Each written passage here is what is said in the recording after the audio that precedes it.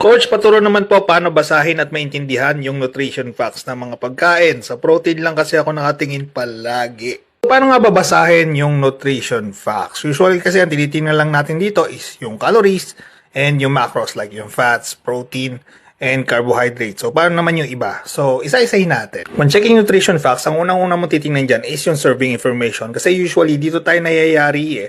Let's say, for example, 100 calories per serving. Tapos, yung isang pack pala ay may 5 servings. So, kinain mo na yung isang buong pack, akala mo 100 calories lang siya, pero 5 servings pala. So, that's 500 calories already. So, kailangan aware din tayo dito.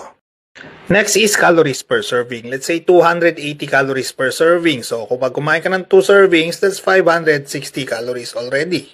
And then, baba tayo ng konti, doon na tayo sa nutrients. So, sa nutrients, unahin natin yung total fat. Yung total fat, usually divided yan sa dalawa or tatlo. So, yung saturated fat, unsaturated fat, and trans fat. So, yung saturated fat and trans fat, those are the bad fats. O, yung good fats, yung unsaturated fat. Mas less amount ng saturated fat and trans fat, and isama mo na yung cholesterol, mas mabuti. When it comes to sodium naman, depende if you're looking for low sodium or high sodium. Basta hindi lalampas sa daily limit natin na 2,300 mg per day.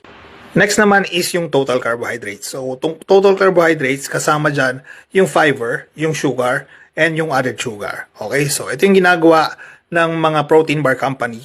Ang nilalagay nila, for example, na 2 grams lang yung carbs nila kasi kinukuha lang nila is yung net carbs, hindi yung total carbs. So, sinusubtract nila yung fiber content, yung added sugar, and yung sugar content. Yung number ng sugar, ito yung naturally present doon sa binibili mong pagkain. And then yung added sugar, it can be table sugar, it can be dextrose, it can be sucrose, fructose, and any other artificial sweeteners. And then protein is protein, and the rest are vitamins and minerals like iron, calcium, potassium, and vitamin A, vitamin D, vitamin C. So, you need to get more of this. Then, lastly, yung percentage of daily value. So, dito mo malalaman if mataas or mababa yung nutrient content per serving ng pagkain na kinakain mo. Pag 5% daily value or less, ibig sabihin mababa. Kapag 20% above yung value, ibig sabihin mataas. So, ang kailangan mo na high value is yung dietary fiber, vitamins, calcium, iron, and potassium. So, ang kailangan mo naman ng mababa or less is yung added sugar, saturated fat, cholesterol, and sodium. So, ayun, ganun lang kasimple.